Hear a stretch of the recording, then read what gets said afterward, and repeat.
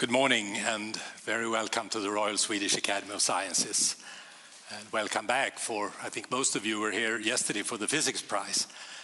The Academy met in session again this morning to award the Nobel Prize in Chemistry, and we are now ready to announce it. And with me today are two members of the Nobel Committee for Chemistry. On my right, Professor Pernilla Vittung-Stavsede, and on my left, Professor Claes Gustafsson, who is the chairman of the committee. And I am still Göran Hansson, Secretary General of the Academy. And before we announce the prize, I would like to thank you all for complying with the corona restrictions. We appreciate it very much, and I thank you for your understanding. And I would also like to say that we feel that it is important and well worth the extra efforts to keep awarding the most important discoveries and celebrating scientific progress, even under these difficult times. Now over to the Nobel Prize in Chemistry.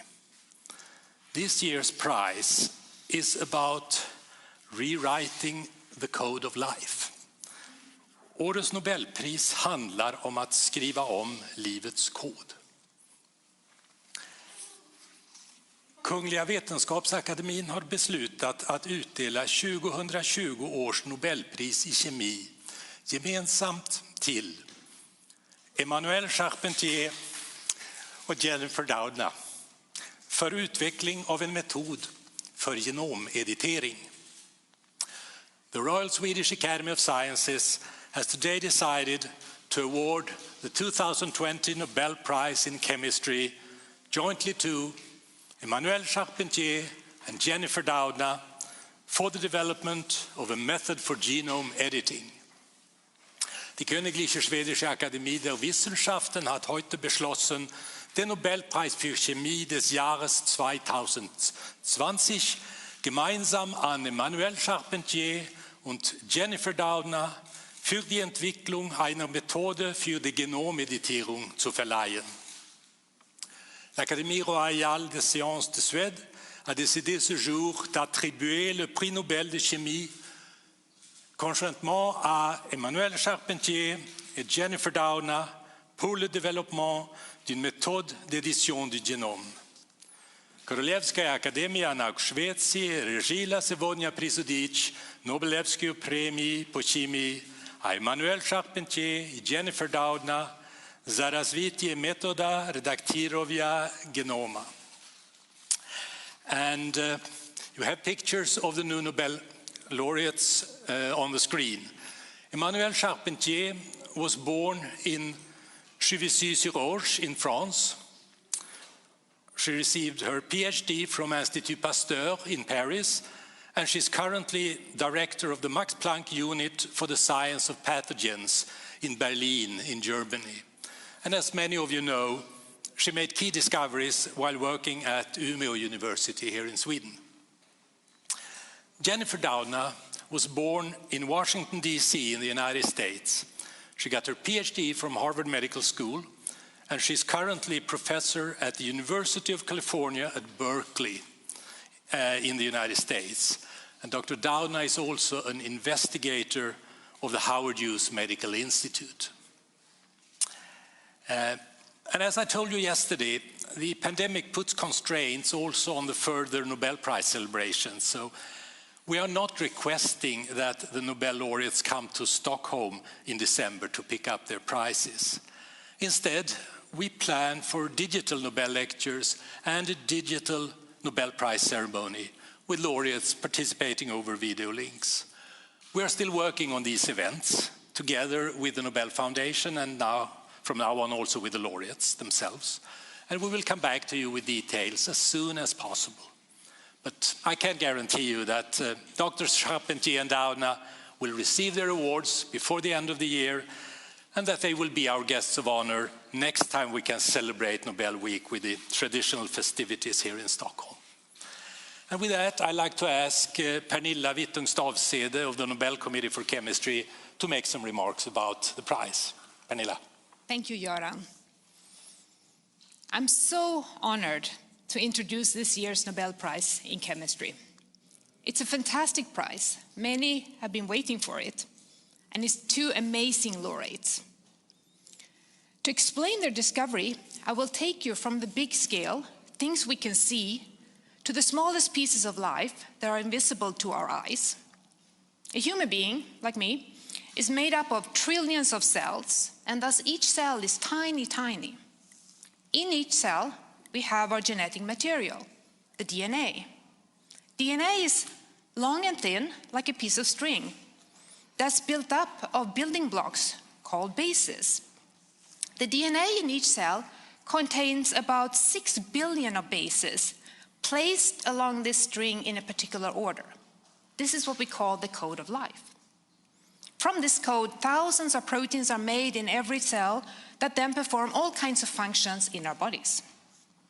So this year's laureates, Emmanuel Charpentier and Jennifer Doudna, have developed an elegant system named CRISPR-Cas9, or simply genetic scissors, that can cut the DNA string at one and only one selected position among all the billions of bases.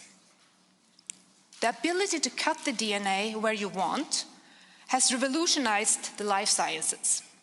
We can now easily edit genomes as desired, something that before was hard or even impossible. Today, CRISPR-Cas9 is a common tool in biochemistry and molecular biology labs. It's also used in plant breeding and for novel treatments of human diseases. The genetic scissors were discovered just 8 years ago, but have already benefited humankind greatly. Only imagination sets the limits for what this chemical tool, that's too small to be visible with our eyes, can be used for in the future. Perhaps the dream of curing genetic diseases will come true. Thank you. Thank you, Pernilla. And now, Claes Gustafsson, could you give us some more insights into the science that led to the Nobel Prize? Yes. So let's see if we can. So thanks to the development of new chemical tools, we know today the DNA sequences of a large number of different genomes. But to merely read this information is not sufficient to understand life's inner workings. We also need to have tools so we can change the information and find out about the function. With the discovery of the CRISPR-Cas9 genetic scissors, Emmanuel Charpentier and Jennifer Doudna has provided science with such a tool. We can now change the genetic information in any cell and any organism. And we can find out the function of the genetic material. The discovery of CRISPR-Cas9, the system, comes from studies of ancient immune system present in bacteria and other microorganisms. So just as we can be infected by viruses, so can bacteria. And if they suffer a virus infection and they survive that infection, then they keep a piece of the viral DNA as a memory. And this is done in a specific region called CRISPRs, where you have multiple small memory pieces of DNA. So this is where the information is stored. But how can this piece of DNA actually defend the bacteria from later infections? Well, in order to do that, you need to transcribe these regions. So you need to make a copy of CRISPR DNA and make it into RNA instead, CRISPR RNA. And in the next step, you need to actually take this CRISPR RNA, and you need to sort of cut it up in smaller pieces. So you get small pieces of RNA that correspond to one single infection event in the past. And how this processing, as we call it, how this sort of cutting up of the RNA takes place is something that Emmanuel Charpentier demonstrated. She found a new small RNA molecule in the bacteria called tracer RNA. And she showed that this tracer RNA would bind to the long form of CRISPR RNA and then together with two bacterial proteins, Cas9 and RNase 3, would cut the long RNA molecules up in small pieces. So now there was a piece of RNA corresponding to a previous infection. But how could this RNA piece actually protect against viruses? To answer that question, Emmanuel Charpentier and Jennifer Doudna teamed up. And together the two scientists made a crucial discovery. They found that the tracer RNA that Charpentier found a year earlier, the CRISPR RNA, the small piece of CRISPR RNA, together with a Cas9 protein, formed a genetic molecular scissors. And these scissors would use the CRISPR part of the complex and then search for virus DNA within the bacterial cell. And if there was a match where the RNA would match the DNA of the virus, then it would cut the viral DNA and disarm the virus. So this was a great discovery in itself, but the two scientists did not stop there. They wondered, could they make this system even simpler? Because now they had two RNA molecules and one protein. So what they tried to do was to fuse the two RNA molecules into one single RNA molecule, which they call a single guide RNA. And then they investigated if this single RNA, together with the Cas9 protein, could actually target and cleave virus DNA in the test tube, and it could. It worked very nicely. So they had now created a simple two-component system. But what they also did was that they started to make artificial guide RNAs. They changed the sequence of the CRISPR part of the guide RNA. And it turned out they could actually cleave almost any sequence of DNA that they would like to target. They had created a programmable machinery, programmable genetic scissors that could be used to cleave DNA in the test tube.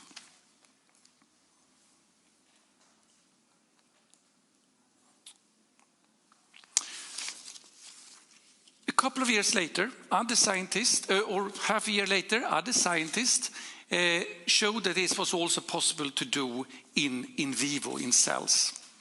And what Charpentier and Doudna had predicted already in the original paper turned out to be correct.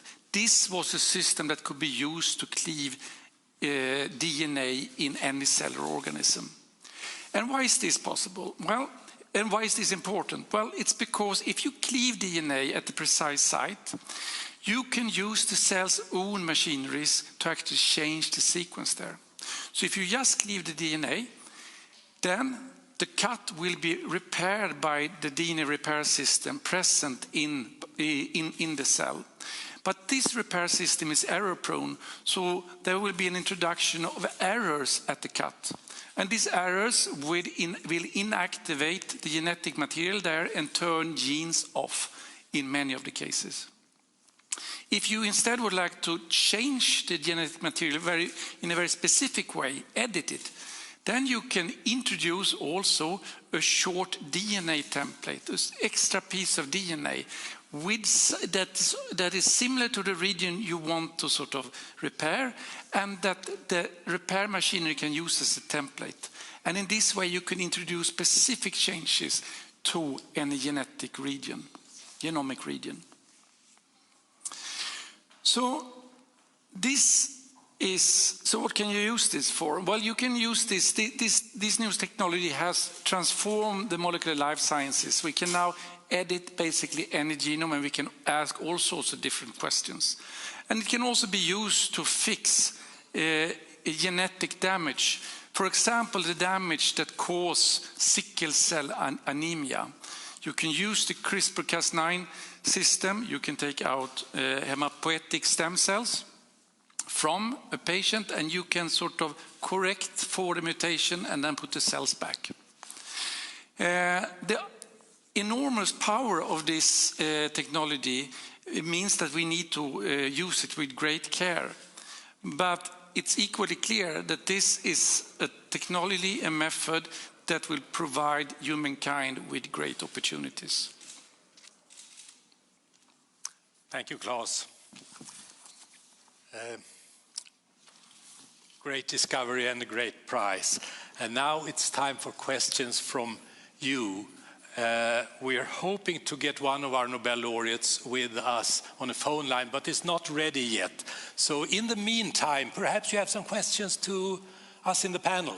And remember to push the button on the microphone stand and make sure the red light is on if you're going to ask a question. We had some problems with that yesterday. Who would like to start? Well, if you don't ask now, you won't get the chance later. Yeah, Maria Gunther, please. Yes, this is Maria Gunther from Dagens Nyheter. Did you ever consider to include anyone else in the prize? I'll give that question to Claes. So this is a question we never answer. We are just extremely happy for this year's laureates. It's a big field, and there's a lot of good science being done in this field. But we have decided this year to award the prize to Charpentier and Doudna, and I can only say that. Yes, David Keaton. Thank you, David Keaton, Associated Press. You mentioned earlier that that imagination was the only limit to what this prize and the science behind this prize can achieve. Is imagination the only limit, or is ethics also an important component? Pernilla? Yeah, that's a good point, and of course you're right. Ethics, laws and regulations are extremely important here as well, and exist already in place and are being developed as Claes was alluding to. So, yes, I was trying to be brief. I could add to that there's recently been a commission appointed by the National Academy of Sciences in the United States and the Royal Society of Britain, and in which one of our Academy's members, Anna Vedell, also took part, that has presented some guidelines for use of this kind of genetic technology. So there is a lot of work going on, and criteria are being developed by the scientific community. Now I think we may have Dr. Emmanuelle Charpentier with us on the phone line. Are you there? Yes, I'm here. Very good. Thank you for being with us at the press conference. We're in the midst of it right now. Who would like to ask a question? Yes, we have a lady over there. Thank you, Chairman. I'm a journalist from Nordic Chinese Times, and congratulations to this year's winners. People found that many great scientists, including 70% of the Nobel Prize winners, believe in theology. When they face limitation, they pray to God for wisdom. Do you believe in theology? Do you, in addition to doing research every day, do you talk to God? Can you combine chemistry and theology to do contribution in science? Okay, that was a very private question. You answer it if you feel like it. I'm not sure whether I understood it. The question is whether I'm talking to God. Yeah. No? I'm obviously, obviously maybe people don't know it, but it's not a secret. I was raised Catholic. Now my religion turned out to be quite much science, in the sense that all my focus is on science, and I believe in what I'm doing as a scientist, and what science shows us in terms of at least how do you say, showing us the nice part of nature, which is what the CRISPR discovery has shown. Very nice and sophisticated, yet simple mechanism of life that can be used for helping society and humanity. Thank you. it maybe does not answer directly your question, but okay. It was an elegant elaboration. Thank you. Now, Thomas von Heine. Congratulations. This is Swedish Television Public Service. We know that we've been waiting for this particular prize for some years now. Have you been waiting for it, expecting it?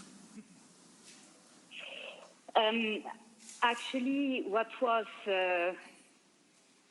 maybe, I should say, not common or quite unique is that very fast after the publication of the Nature paper in 2011 and the Science paper in 2012, it was indeed mentioned to me a number of times, maybe more than what I would have liked, that one day, this so-called discovery may be awarded the Nobel Prize. I have to say that, it's something you hear, and as much as I have been awarded a number of prizes, it's something you hear, but you don't completely connect. When Göran Hansson called me this morning, I have to say that then I realized that, I was very emotional, I have to say, because I was, strangely enough, I was told a number of times, but when it happened, you're very surprised, and you feel that it's not real. But obviously it's real, so I have to get used to it now. Thank you. Yes, please. Anneli Megner-Arn, Swedish TV4. Congratulations on this prize. Yes, we waited such a long time for it. I wonder if you can tell us a little bit about what it was like at the Umeå University. I've heard that you stayed up late at night to talk to Jennifer and how you did this together. So could you tell us a little bit about how it was working there? Yeah, Umeå was a great time in my career. I will try to not be too long, but at first when I announced to my colleagues in Vienna and to my friends and family that I would accept a position of associate professor at the Laboratory for Molecular Infection Medicine Sweden. That is a Nordic partnership together with EMBL for molecular medicine at Umeå University. The people who knew me very well wondered whether I was clear in my mind, because they were thinking that they were very surprised that I was taking such a decision. As a matter of fact, I was supposed to go to the Karolinska Institute right after my postdoctoral time in the US. This was in 2002 in the lab of Stefan Normark. Ultimately, I went to Vienna, so I always had in mind that one day I absolutely needed to go to Sweden, and in 2007, the means was advertising positions, and I thought that it was exactly what I needed at the time of my career, even though for sure it was at maybe a certain price for my personal life. But once in Umeå, I felt so comfortable. I say this because it's part of it. With very nice colleagues, very nice environment, a supportive environment, a freedom to do research, a sense of quality versus the time and the pressure to just publish for publishing, but the sense of giving the scientists and even the young scientists the recognition of the ideas they may have, giving them the chance to pursue what they want to pursue, even though it may be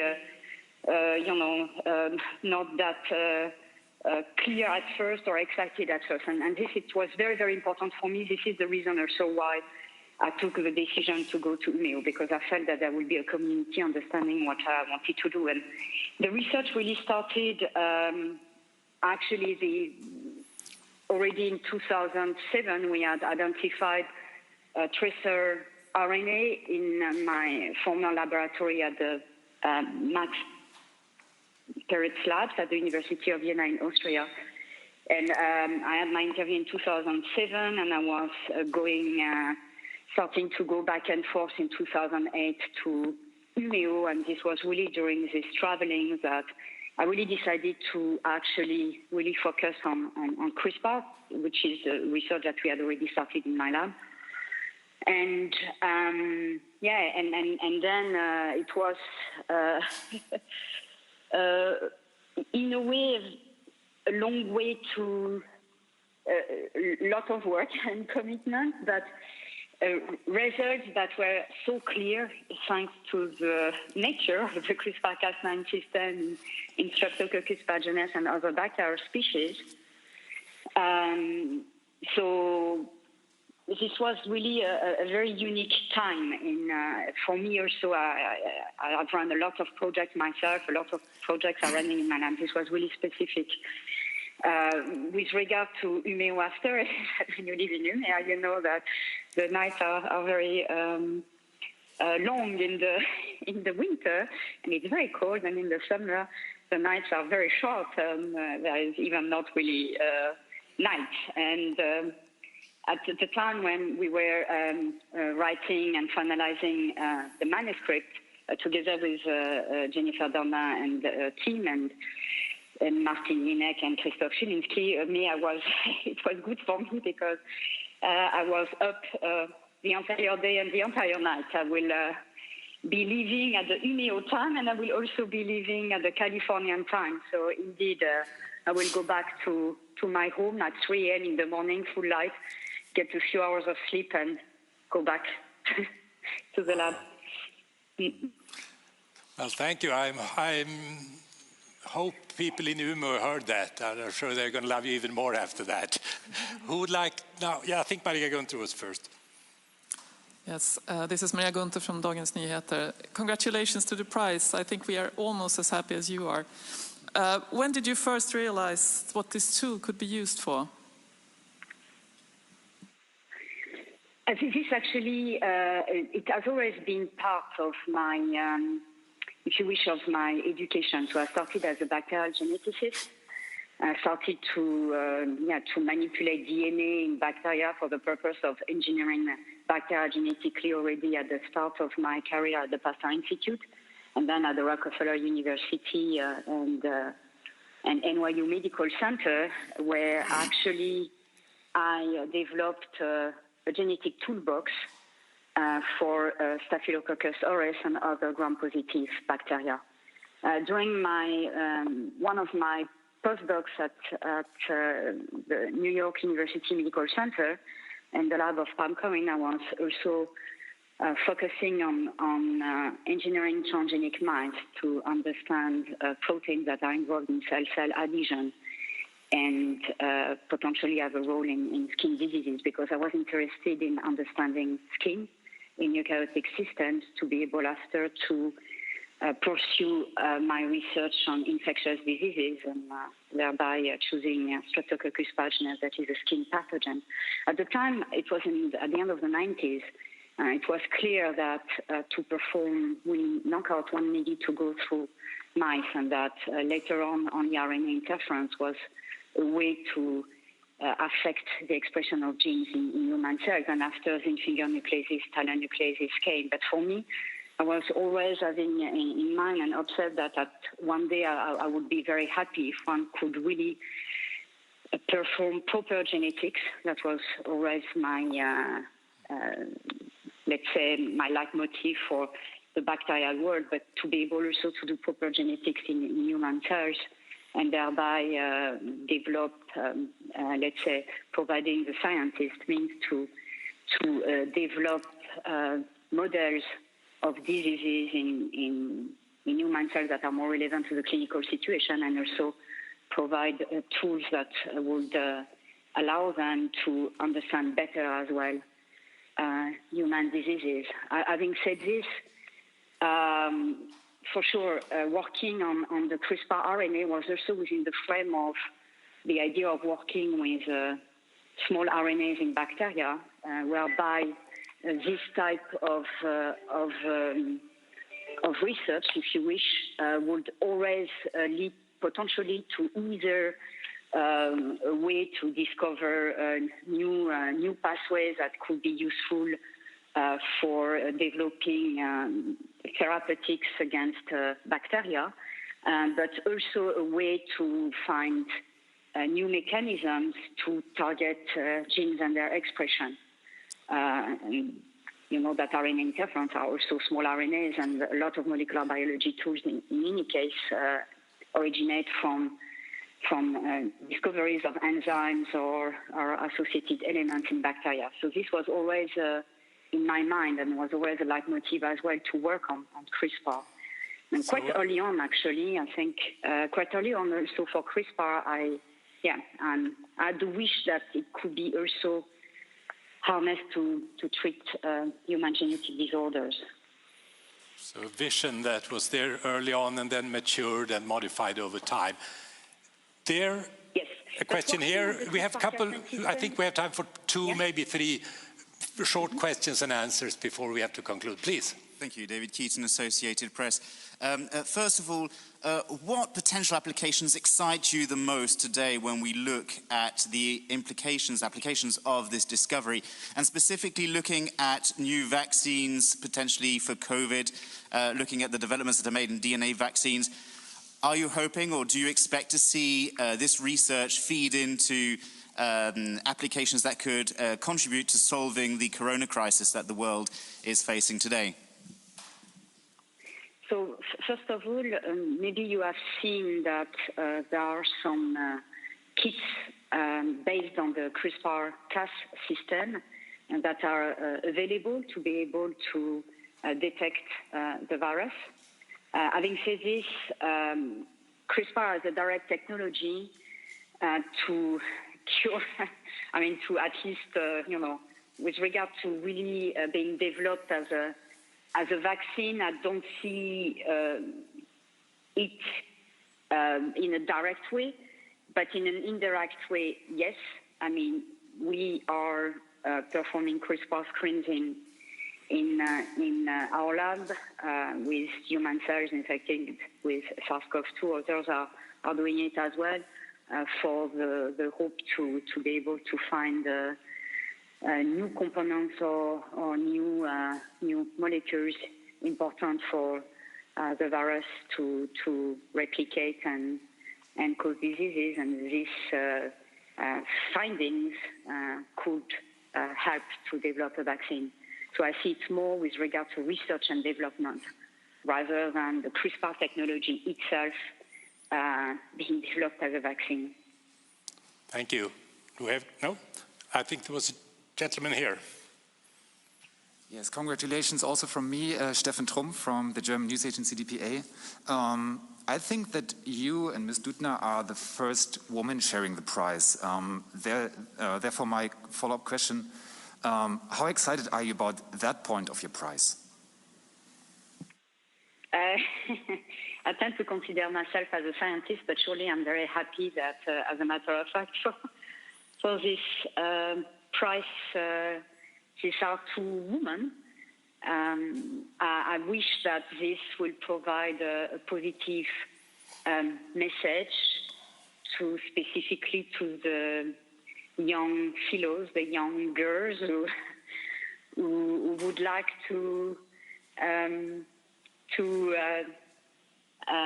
follow the path of science, and I think to show them that in principle women in science can also be awarded prizes, but more importantly that women in science can also have an impact through the research that they are performing.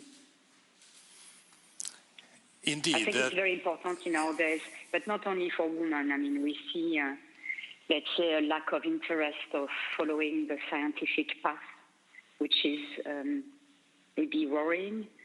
So I wish that the fact that Jennifer Doudna and myself are awarded the prize today can really provide a very strong message for the young girls. Thank you. Thank you very much. And thanks for being with us today on the phone line at the press conference, Manuel. And we'll be in touch about the further arrangements. Congratulations again from all of us in Stockholm. Congratulations to your prize. Bye-bye. Thank you very much. Bye. Are there any further questions? If not, we'll conclude this press conference. There will be interviews in various rooms. You will be shown how to find your way to your interviewee, and be careful and keep the distance when you exit the room. Thank you very much.